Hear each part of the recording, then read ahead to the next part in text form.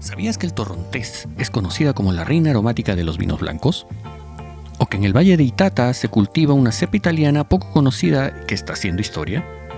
O viajamos por Argentina, Francia y Chile para descubrir tres blancos que no solo destacan por su sabor, sino también por la historia que cuentan. En este capítulo de No Soy Enólogo vamos a descubrir tres vinos blancos muy distintos entre sí, uno argentino, uno chileno y uno francés, Torrontés de Finca Iral, Vermentino de Mangle y Domaine de la Bastide Côte du Rhône Blanc. Tres vinos con carácter ideales para quienes buscan experiencias auténticas. Cuando hablamos de vinos blancos muchas veces pensamos en Chardonnay, Sauvignon Blanc y nada más, pero el mundo del vino blanco es muchísimo más diverso. El problema es que muchas cepas interesantes quedan ocultas detrás de los clásicos de siempre. Además, hay una equivocada idea de que los vinos blancos son simples, ligeros y poco complejos, pero eso no es cierto. Algunos son increíblemente aromáticos, otros tienen estructura, otros sorprenden por su mineralidad y complejidad. Hoy, cada vez más personas se interesan por vinos que no solo sean ricos, sino que también cuenten algo, su origen, el cuidado de la producción, la historia que hay detrás de quienes lo hacen. No se trata solo de lo que hay en la cepa, sino todo lo que representa. Entonces, ¿cómo elegimos un blanco que realmente nos sorprenda? Hoy te traigo tres opciones que se salen del molde y te muestran todo lo que pueden ofrecer un vino blanco cuando le das la oportunidad. Comenzamos con el Torrontés de Finca Iral, elaborado en Ugarteche, Luján de Cuyo, Mendoza. Este vino proviene de viñedos con certificación orgánica, reflejando el compromiso de la bodega con el medio ambiente y la autenticidad del terroir. En nariz es intensamente aromático, con notas de flores blancas, jazmín y fruta tropical. En boca presenta una acidez equilibrada y un final persistente, ideal para maridar con platos especiados o cocina asiática. Si quieres conocer más de esta bodega, te dejo el link en la descripción. Desde el Valle de Itata llega un blanco que marca un hito.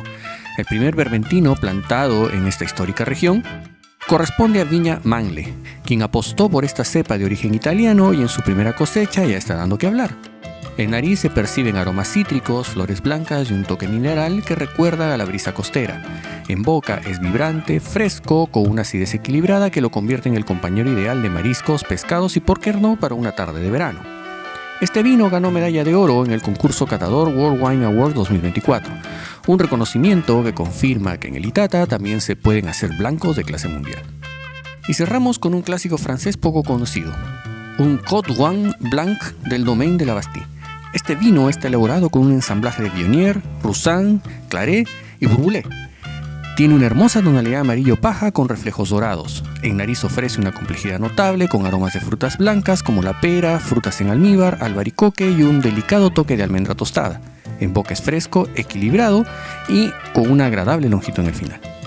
Es ideal para acompañar risotto al azafrán, brocheta de mariscos, queso de cabra o cocina mediterránea. Y ojo que ha sido reconocido con varias medallas internacionales.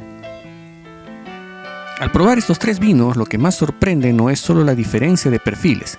El torrontés es explosivo, el vermentino vibrante, el Côte du Rhône más redondo y complejo, sino la intención que hay detrás. Todos provienen de proyectos que apuestan por lo local, por la innovación o por el respeto a la tradición. Son vinos para disfrutar, sí, pero también para conectar con una historia, un paisaje y una filosofía de producción. Hoy descubrimos que los vinos blancos pueden ser tan diversos y profundos como los tintos, Torrontés, Vermentino y Côte du Rhône. Nos demuestran que hay mucho por explorar fuera de lo tradicional. Cuéntame en los comentarios cuál es tu vino blanco favorito y por qué. Y si te gustó este capítulo, dale like, compártelo y suscríbete al canal. Nos vemos en la próxima copa. ¡Salud!